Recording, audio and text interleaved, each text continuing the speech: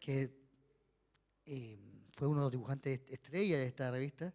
Y estamos con eh, Carlos Lechuga, Reyes, y el señor Dueñas, que son la revista de la Editorial Feroces, que publicó este libro. ¿Qué te pasó a ti cuando leíste el libro, lo viste los dibujos recopilados? ¿Cuál fue tu impresión, Erwin? Bueno, muy emocionante porque fue una especie de renacimiento. Yo tenía esto olvidado desde hace mucho. Imagínate que cuando, después de aquel pronunciamiento militar del 73, esta y otras revistas desaparecieron de los hogares por temor, porque eran revistas muy tendenciosas. Entonces, mucha gente o las escondía o simplemente las quemaba. En mi casa sucedió algo terrible porque me llegó mi hermano muy asustado. Mi hermano era profesor de la Universidad de Chile de Chillán y llegó y mi casa estaba llena de libros, de libros y revistas de todo tipo. Y empezó meticulosamente a quemarlas todas.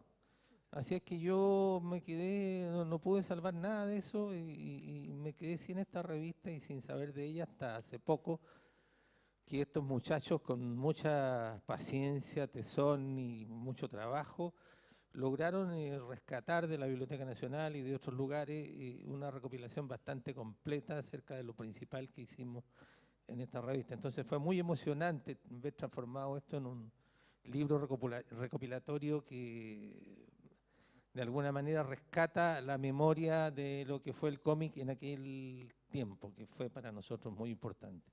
¿Cómo se le ocurrió al señor Rey y al señor Dueñas la chiva? ¿De cuándo escucharon de ella? ¿Cuál fue su relación con ella?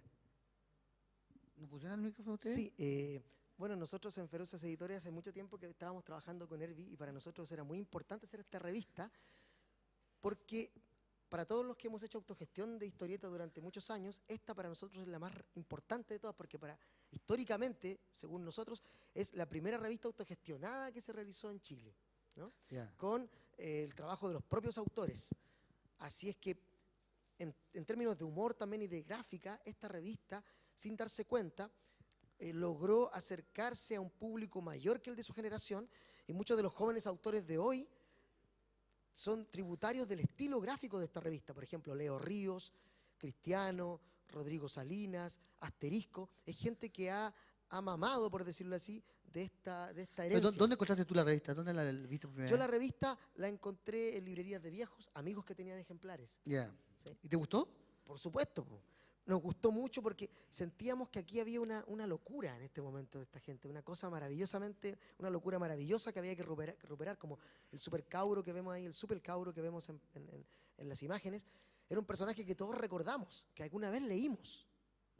Yo creo que igual hay un tema, claro, para los fans y para los comiqueros esta es una revista seminal, es fundamental en cierto momento, pero también tiene un criterio un poco de el pequeño gran secreto, de que mucha gente hablaba y efectivamente no existían ejemplares, no se ven muchas chivas y el trabajo de recopilación y el trabajo de encontrar muchos de los ejemplares, porque no pudimos encontrar todo, fue difícil.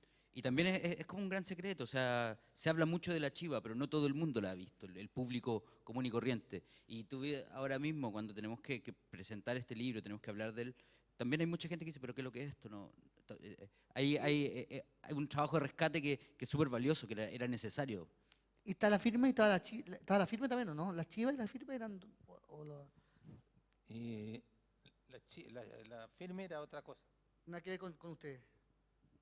No, desde luego que tenía que ver con nosotros. Sí. La firme era, como quien dice, la segunda pata de la chiva.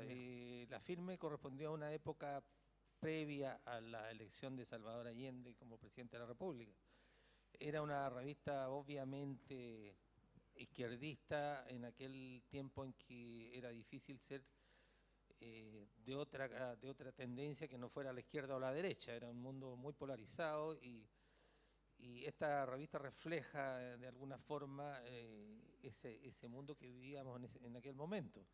De hecho, la historieta principal, que es Lo Chamullo, tiene ese sesgo de mucha polarización entre lo que es los chamullos bajos y los chamullos altos. Ya. Hay una pelea constante ahí de clase.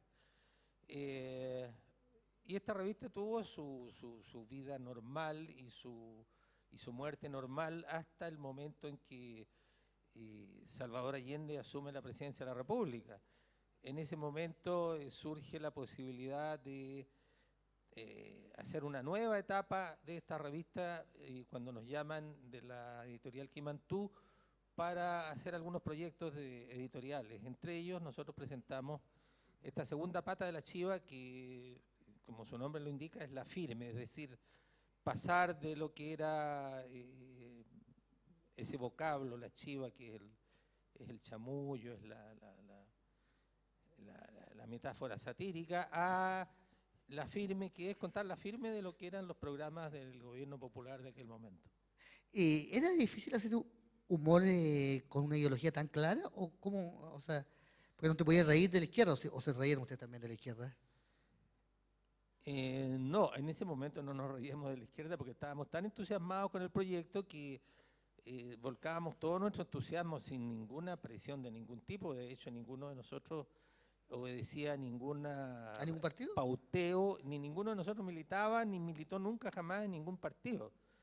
Éramos simplemente simpatizantes de aquel movimiento tan vertiginoso y tan sorprendente que fue el gobierno de 3 años del presidente Allende, donde los proyectos eran realmente espectaculares. Hasta el día de hoy estamos disfrutando de algunos de aquellos proyectos, como por ejemplo la nacionalización del cobre,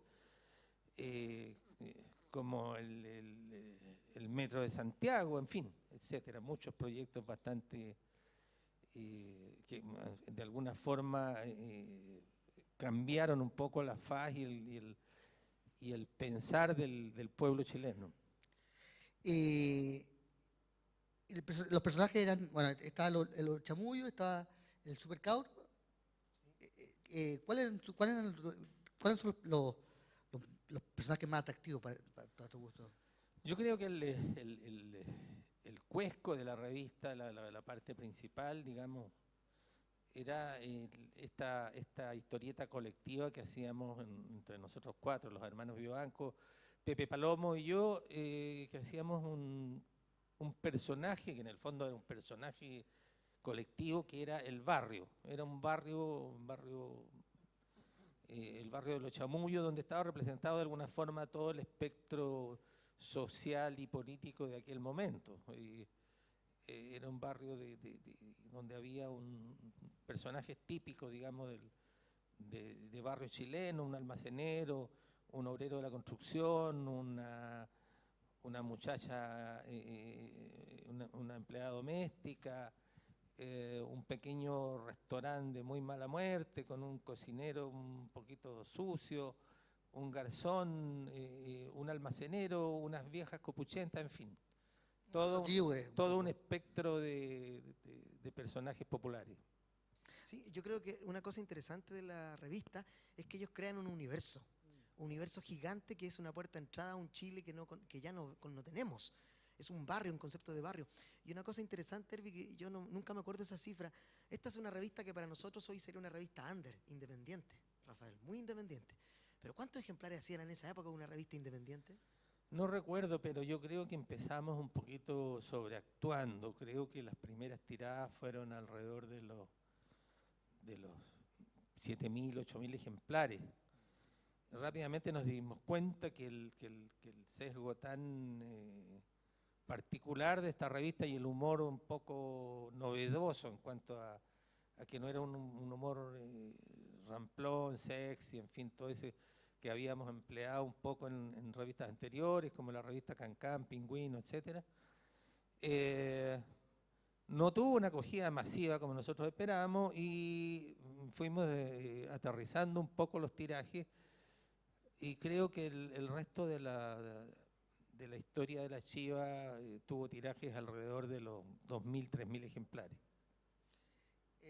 Señor Dueña, gráficamente, ¿qué te llama la atención de la parte gráfica de la chiva?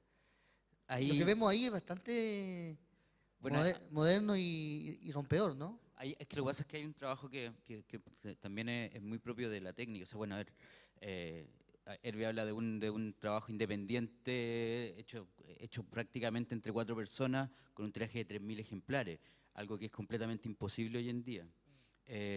Y por otro lado también era un momento en que también se distribuía en kioscos, cosa que también para una revista independiente hoy día es imposible. Y bueno, el trabajo gráfico que desarrollan ahí, creo que hay un personaje que después Hervé puede detallar, que es Varilla, que era el que hacía los clichés de colores. La revista se editaba en un color, pero sin embargo, ahí está uno de los casos como más claro, empezaban a aplicar algunos colores especiales y se hacía como en 2 colores o muchas veces falseaban los 2 colores imprimiendo en una tinta especial. Que me acuerdo cuando lo hablé con Vivanco y le dije qué bonito esto que hacían y me decían, no, eso era muy pobre, no queríamos hacerlo así, queríamos que fuera como una revista de lujo. Pero entonces eso va permitiendo que hagan un trabajo gráfico muy simple, muy llamativo, muy propio de los años 70 y que también se realza mucho, o sea, son 4 genios del dibujo, o sea, creo que nadie dibuja mejor mujeres que Vivanco y Hervé ya todos sabemos cuánto calza dibujando, entonces era imposible que saliera algo como de mala calidad. Bueno, con respecto a eso, a la parte técnica, gráfica, yo creo que de alguna manera se fue adecuando a las circunstancias. Nosotros empezamos en una imprenta de bastante buena calidad, la imprenta Tatray, de algunos amigos nuestros, que tenía unas excelentes máquinas offset que empezamos con un papel bond bastante grueso, con tapas de un papel de mayor gramaje, la tapa a 4 colores, offset fantástica, hasta que nos dimos cuenta del costo cuando empezamos a pagar las cuentas de imprenta y empezamos a tener que vender nuestros vehículos para pagar las cuentas de imprenta. Nos dimos cuenta de que debíamos adecuarnos a los presupuestos y a las entradas, que no seguir teniendo números tan rojos, ¿no? Entonces cambiamos de técnica y empezamos a imprimirla en una imprenta tipográfica, que fue la imprenta del diario El Siglo, donde nos dieron unos precios bastante más accesibles y de todas maneras había un factor que nos encarecía mucho el asunto, que era la confección de aquellos dinosaurios de la imprenta que son los clichés. Los clichés son una versión en bajo relieve de lo que son las fotos o los dibujos. El costo de los clichés se llevaba a la mitad del presupuesto de la imprenta, era carísimo. ¿Para qué decir la posibilidad de agregarle un color más encima del color negro de una imprenta tipográfica? De modo que empezamos a incorporar, a reemplazar los clichés por silografías hechas artesanalmente a mano por nuestro gran amigo Jorge Varilla, un excelente gráfico y grabador. Actualmente él vive en Suecia después de un exilio de todos estos años. Él nos ayudó, entonces incorporábamos fondos de color un poco bastante más rústicos que los de una imprenta offset, pero que le daban una característica también especial, que era ese toque artístico, artesanal de grabado en silografía. Estos grabados eran hechos en linóleo, con buriles, con gubias, en fin, con las herramientas típicas del grabado. Y este muchacho era realmente un maestro, aún lo es, y incorporó toda esta gráfica curiosa para una revista de humor, que es la silografía. Nosotros estamos muy agradecidos del aporte de él durante muchos años. Desde luego un aporte desinteresado tal como el nuestro, que nunca sacamos un peso de aquella revista. ¿No ganaban nada de esto? No, yo creo que más bien perdíamos. ¿Y trabajabas tú en Condorito en esa época o no? Ya no. No, en Condorito no. Estaban muy polarizadas las cosas en ese tiempo, así que no. Condorito de derecha. No, yo un poco me separé de la oficina de Pepo porque era obvio, las tendencias en la editorial Zigzag eran bastante menos izquierdistas que las que teníamos nosotros. Pero nosotros trabajábamos en otro tipo de...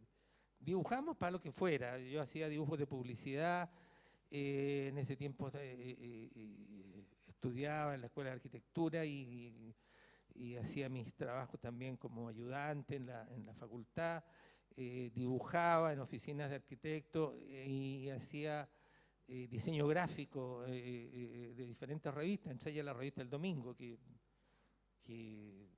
diseñé desde el primer número del Mercurio. Toda esta plata, desde luego, iba a colaborar al fondo común, que era la revista La Chiva, y eso se comía todo. Después de aquella época del diario Clarín, seguimos disminuyendo los costos porque nos compramos una pequeña imprenta de oficina, una Multilit que imprimía doble carta, y ahí ya simplemente hacíamos todo, desde los dibujos hasta las planchas offset y la impresión y la encuadernación, el corcheteo, el guillotinado y la distribución y cobro. ¿Y la historia la hacían entre cuatro o el guión en común o cada uno hacía su parte? Los guiones de la historieta principal, que era la historieta de los chamullos, era absolutamente colectiva. Esa fue mi primera y yo creo la más profunda experiencia directa que yo tuve de lo que es el socialismo. Trabajar entre cuatro, todos para uno y nadie preocuparse de si se ganaba plata o no se ganaba plata, sino que ponerle mucho empeño al trabajo y que las cosas salieran bien. Y no había uno principal que hiciera el trabajo. Nos juntábamos, discutíamos una idea, alguien tomaba, generalmente Alberto Vivanco tomaba apuntes de las tonterías que empezábamos a inventar en una especie de brainstorm de ideas acerca del tema, que tenía que ver con el tema contingente, y después alguien traducía eso a un boceto, una especie de storyboard, donde se empezaban a introducir los globos con los textos, en lo cual aportaba cada uno con sus propias ideas. Como cada uno tenía a cargo un par de personajes de la historieta, le ponía los chistes correspondientes a sus personajes, y así se armaba una cosa muy, muy rica y muy variada, con mucha soltura y además con cuatro manos dibujando una sola cosa. ¿Había algún equivalente de derecha a la Chiva o a la Firme? Que yo recuerde, no creo que hubieran algunas publicaciones bien siniestras, pero no ni siquiera, yo creo que pasaban desapercibidas. Pero de humor no había otra de humor. No sé, la verdad. Sí, pues no la recordaríamos también, puede ser. No, sí, parece que habían el CEPA y esas cosas, parece que publicaban algunos suplementos de humor. ¿Sabes tú que otra cosa que no hemos dicho acá, de Pepe Winca, Alberto Vivanco, Pepe Palomo y Hervi, es que ellos no solo cambian el modelo de negocios, porque hacen una cosa autogestionada, sino que también irrumpen con una gráfica y una forma de hacer humor tributaria de la revista Mad, tributaria de Rius, tributaria de una serie de influencias extranjeras que vienen aquí a provocar algo novedoso, ¿no? Los estudiantes ven esta revista en la universidad, nos cuentan ellos, y que la gente universitaria lo leía muchísimo. Entonces, por eso es que es importante, no solo gráficamente, en términos de negocio, sino que también en términos de contenido. Ellos le vienen a dar una nueva forma a la narrativa gráfica, al humor gráfico chileno, creo yo. ¿Tú compartes esto? ¿Esa era la influencia que ustedes tenían? Mate, Ríos. Evidentemente, cuando se armó el grupo nuestro de estos cuatro dibujantes, fue a través de la revista El Pingüino. Nombraron director de la revista El Pingüino a Alberto Vivanco, y Alberto Vivanco nos reunió a su hermano Jorge y a nosotros dos, que ya éramos conocidos, publicábamos desde hace un tiempo, y nos juntamos los cuatro y empezamos a hacer la revista El Pingüino. Y, como tipo sexy o... Claro, en una revista, entre comillas, sexy, lo que se llamaba sexy en aquellos tiempos, que era publicar fotos de mujeres en traje de baño, que era una cosa bastante absurda. Pero cosa que es agradable. ridícula ahora. Sí, agradable para ese tiempo, como todas las cosas. Acuérdate que siglos atrás era absolutamente erótico que una mujer mostrara el tobillo. Sí, Bueno, en este tiempo era muy erótico que una mujer saliera en bikini. Entonces era muy gracioso esta mezcla de humor muy bastante blanco, digamos, y fotos de niñas en bikini. Nosotros le quisimos dar una vuelta de tuerca más a esta revista y empezamos a introducir un humor, el humor que nosotros considerábamos más contemporáneo. Y este estaba nutrido de revistas extranjeras, desde luego, principalmente, como decía Carlos, la revista Mad Magazine norteamericana, que tenía un humor bastante ácido y crítico de la sociedad y de las costumbres norteamericanas. Humor mexicano, que nosotros conocíamos, de las revistas editadas por Rius en México, que hacía una historieta extraordinaria que se llamaba Los Supermachos, que también, digamos, de ahí sacamos nosotros la idea de esta historieta donde el personaje es un personaje comunitario. En ese caso era un pueblo completo, en el caso nuestro era un barrio. También tomábamos bastante, yo creo, de lo que era el humor tremendo que hacían los españoles en plena dictadura de Francisco Franco. Ellos hacían una revista que se llamaba El Hermano Lobo, que era terriblemente ácida y crítica de la dictadura, y era muy divertida. Muchos de los dibujantes de ahí nos inspiraron para hacer nuestra sátira política. Pero bueno, al ver el total de la revista, o sea, a mí que me tocó armar el libro y ver desde el número 1 hasta el número 40 y tanto, hay una evolución que, de todas maneras, como en los contenidos, de que parte un poco más ingenuo y quizás se va politizando con el tiempo. Yo tengo esa idea, que partió siendo más, como igual tenía un componente social, pero luego ya se transforma completamente con un mensaje súper político, súper partidista, ¿no? Obviamente nosotros íbamos madurando así como iba madurando la vida política en Chile. Hay que pensar que en los años 60 la evolución de la sociedad chilena fue desde una tibieza política, claro, con las tradicionales divisiones entre lo que es la izquierda y la derecha, pero nosotros éramos, como todo el mundo, eco de lo que estaba pasando con la Guerra Fría.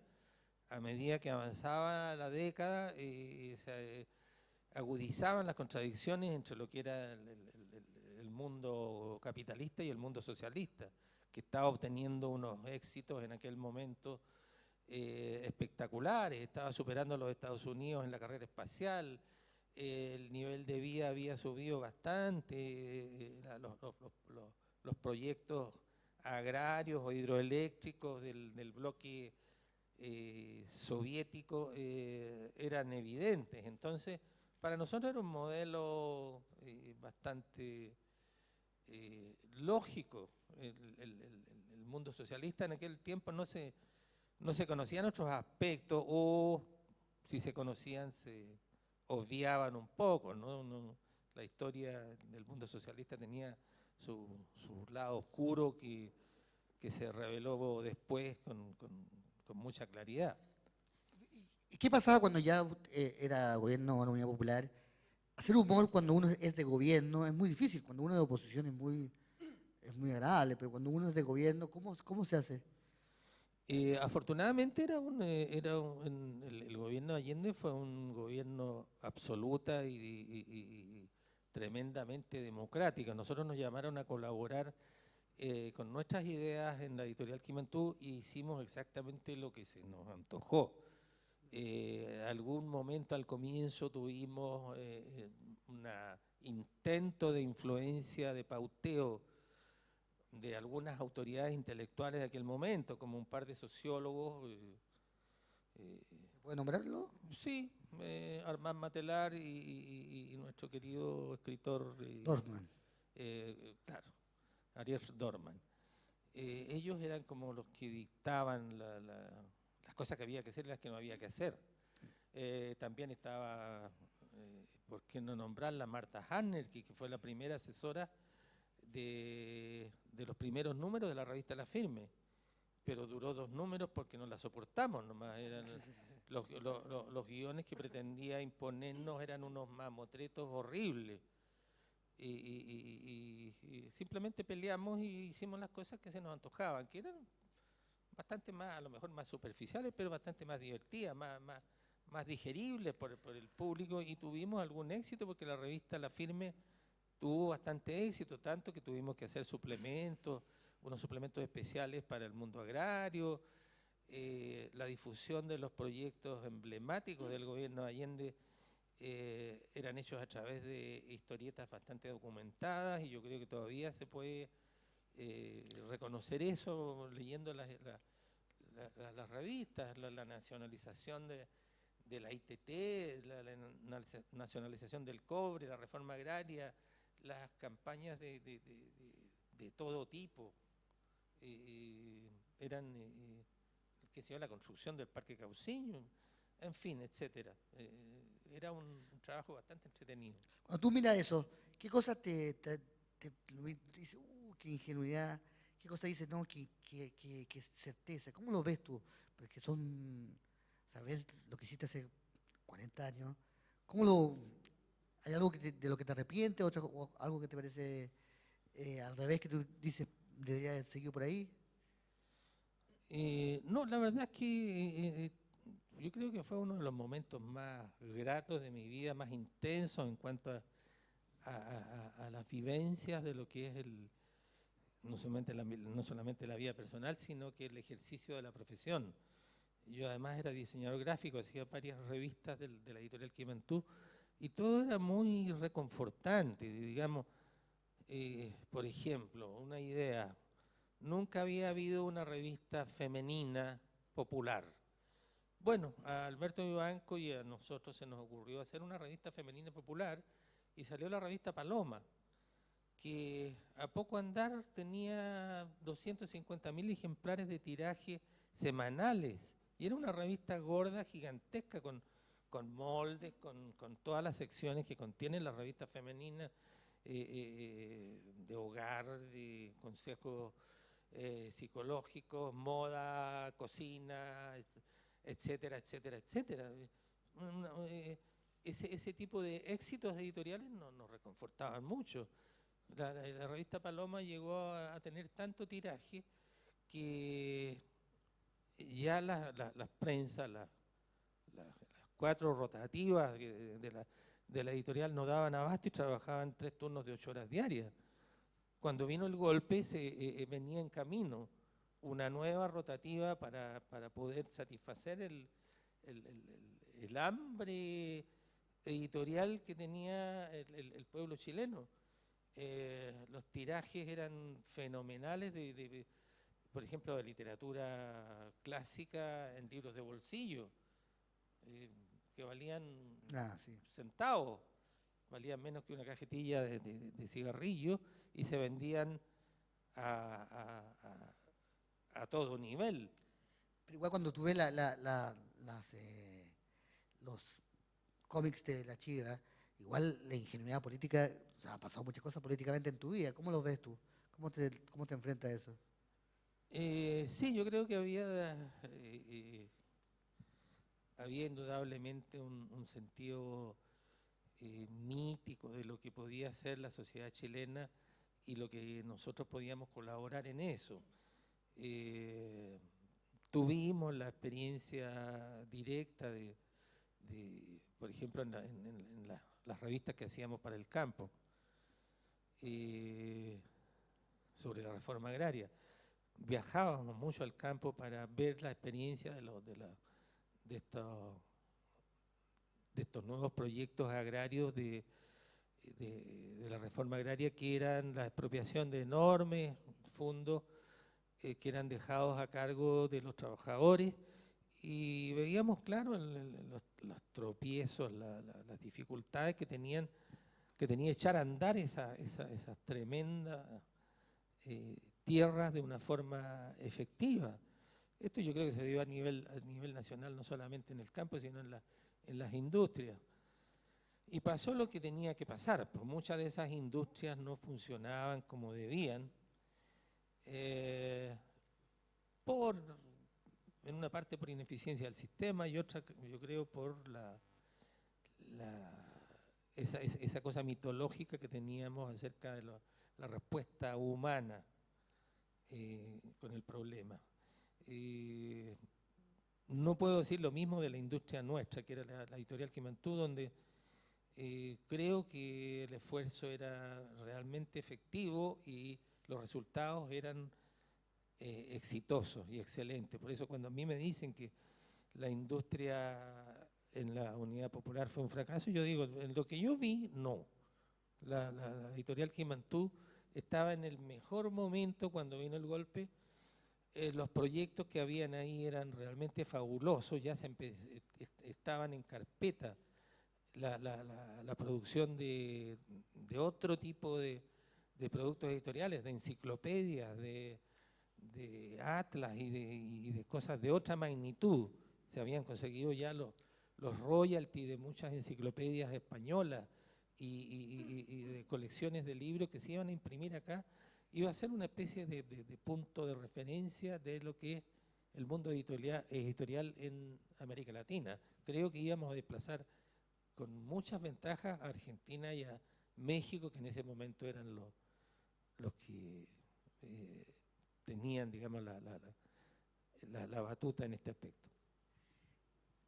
¿Cómo terminó esta historia? Después del golpe, ¿qué pasó con este grupo de 4 individuos, de 4 dibujantes? ¿Cómo terminó? Fue, como todo el mundo sabe, y como yo creo que la mayoría de los que vivieron aquel tiempo, fue un golpe horrible. Estuvimos en la editorial Quimantú hasta las 4 de la tarde esperando ingenuamente que llegaran las armas para defender la editorial, mientras en toda la editorial había una sola pistola, que era la pistola de Santiago del Campo, con la cual alardeaba desde hacía mucho tiempo. ¿Y tenía bala? Supongo que tenía bala, pero era una pistola de mierda, y era la única arma que yo vi. Nos prometieron que iban a llegar armas para defenderla, como había dicho el presidente Allende en sus últimos discursos, que había que defender los lugares de trabajo, pero esto nunca ocurrió y sin embargo, por otra parte, mirando desde nuestras oficinas ahí en Avenida Santa María, podíamos ver en la Plaza Italia cientos de soldados apuntando hacia la empresa. Entonces la cosa no tenía mucho futuro. A eso de las 4 de la tarde las autoridades dieron el pase para que abandonáramos la empresa y nos fuimos cada uno para nuestras casas a escuchar los bandos que todo el mundo conoce y a deprimirnos durante un buen tiempo. ¿Qué pasó con Alberto Vivanco, contigo, con Palomo? Cada uno nos fuimos a nuestras casas, estábamos bastante desolados. Yo creo que dormí como un mes completo. Y prendía la radio de vez en cuando y escuchaba los bandos horribles. Cuando se autorizó un tiempito después a que fuéramos a la editorial a finiquitar nuestra situación, fuimos a que nos despidieran o a renunciar. Habían colas en la puerta esperando ser atendidos por un abogado alto, rubio y de ojitos celestes, que nos iba preguntando, pidiendo que renunciáramos. Yo dije, yo no voy a renunciar, despídame. Bueno, nos despidieron a todos. El camino, ya era deprimente el camino desde la casa hasta la editorial, porque yo me iba en mi citroneta de aquel tiempo, y desde Quinta Normal, por Avenida Santa María, hasta la editorial, y veía grupos de gente asomada mirando el río Mapocho. Yo me paraba cuando veía un grupo, me asomaba también y veía cómo flotaban los cadáveres en el río Mapocho y cómo estaban varados en la orilla. O sea, eso era bastante deprimente. Así, ¿eh? Sí, no, era horrible. Ya como a la tercera, cuarta vez de haber visto eso, ya nunca más me detuve, seguía de largo, pero fueron como 2 o 3 veces que nos citaron a la editorial para, como te digo, para finiquitar nuestro contrato y para retirar las cosas de la oficina, cosa que fue más deprimente aún. Mi oficina era una oficina grande, estaba llena de materiales, como yo era diseñador gráfico de varias revistas, tenía los proyectos de las maquetas de las portadas y de las páginas de las revistas colgadas en la muralla. Estaba todo eso igual, pero no quedó ni un lápiz, ni un corchete, ni un rapidograph, ninguna cosa que sirviera para algo. Los proyectos seguían ahí, entre otros los bocetos de portada de una colección de las obras completas de Marx. Era muy divertido. En los patios de la editorial, en el gran patio central, era un mar de fotografías, un mar. Habían volcado todos los archivos de la editorial y los habían destruido. Uno pisaba por cerros de fotografías, que seguramente muy valiosa, era toda la colección fotográfica de la editorial Zigzag, que había heredado la editorial Quemantú. Sí, yo quería decir a propósito de lo que dice Herby, del recuerdo de estas imágenes que ven en la memoria, a pesar de todo eso, cuando nosotros empezamos a reunir el material de la Chiva y seleccionarlo, porque se lo mostramos a Herby, que fue nuestra contraparte, porque era el único que estaba aquí cuando estábamos haciendo el libro en Chile. Palomo vive en México, ustedes saben, y Alberto estaba viviendo en Cartagena de Indias. Empezamos a ver, y cuando seleccionamos el material nos dimos cuenta que los chistes y las historias funcionaban igual hoy. Si nos abstraíamos de 1970, Chile antes de Salvador Allende y todo, los chistes que hay ahí con los estudiantes, con las dueñas de casa, con los pobladores, funcionan igual. Entonces había uno de los colares subiendo la micro atrapados por la policía, ¿no? No recuerdo cómo era ese chiste. Durante todo el proceso, que fue durante el año pasado, yo mientras hacía el libro y era un poco escarbando en los archivos digitales que teníamos digitalizado todas las chivas, entonces se trabajaba y mientras yo iba viendo como qué pasaba con las marchas en los diarios online, después terminaba de ver las marchas, me metía a los archivos de la chiva y eran exactamente los mismos chistes, las mismas consignas.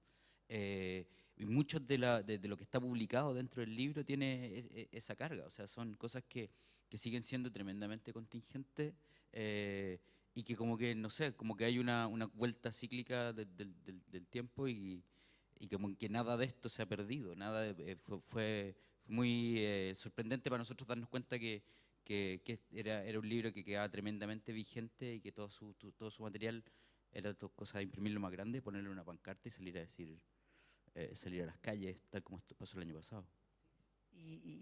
Y cuando hicimos ese trabajo, una forma también de seleccionar el material fue que internamente nosotros, y con Herby hicimos una preselección de todo esto, era si se entendía y si nos reíamos. Si funcionaba, si alguno se reía, ese chiste iba, funcionaba, ¿no?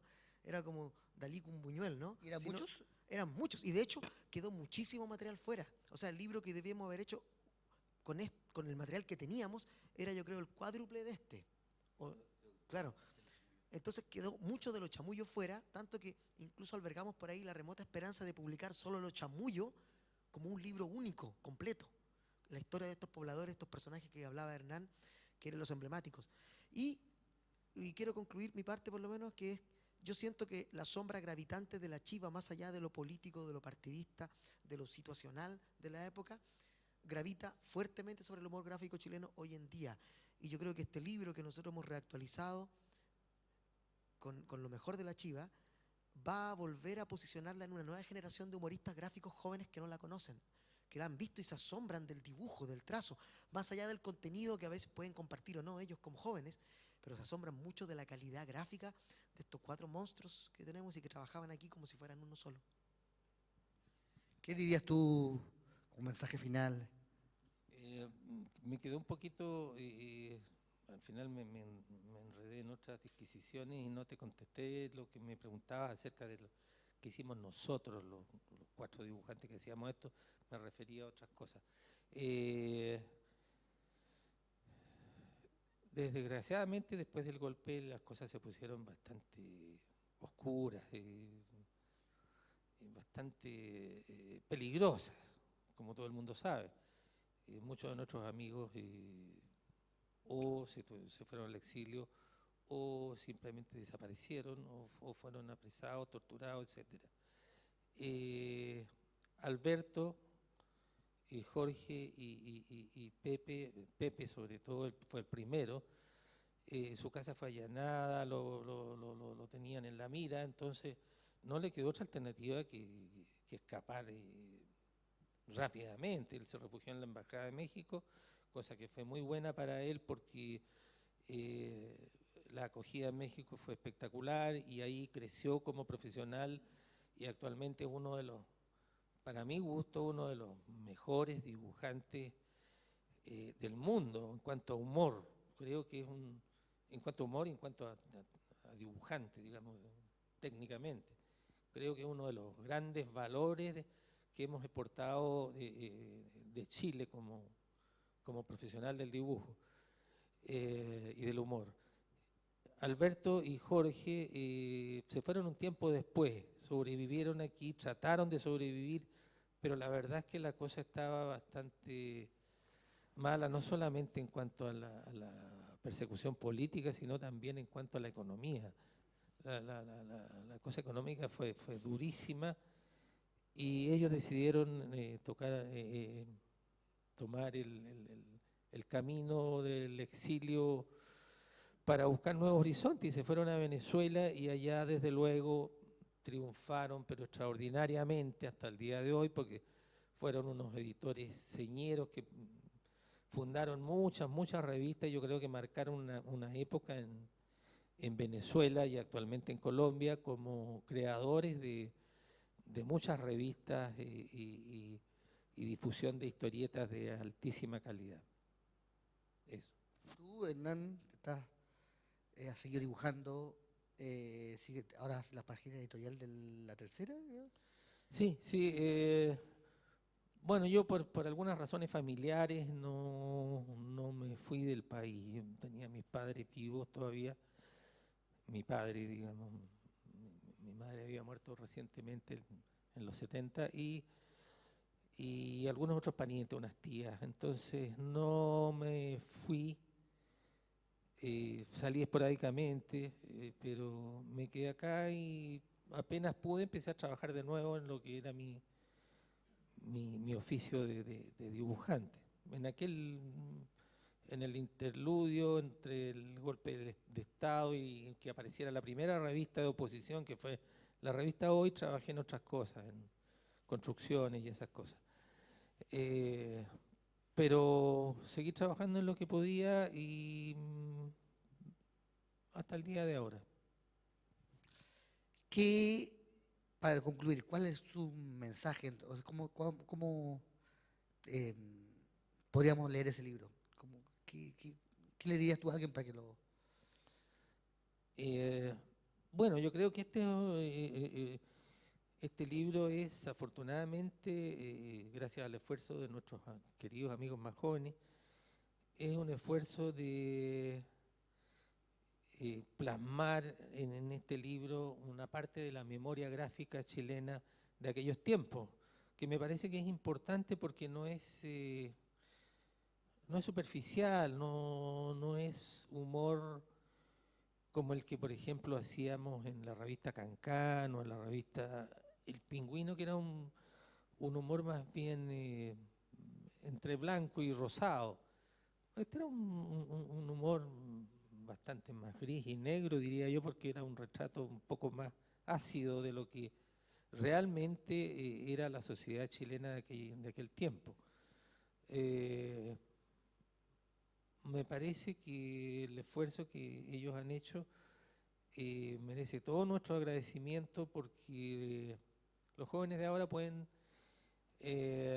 darse cuenta de que en aquel momento, así como ahora, no todo está perdido y siempre se puede hacer algo.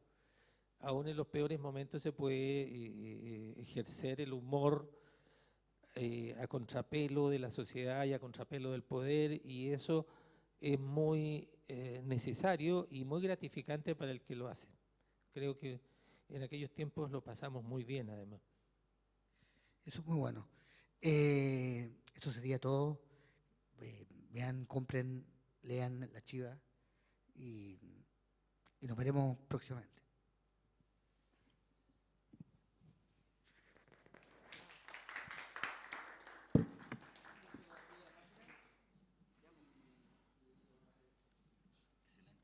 Excelente. Ahí lo linkeamos todo.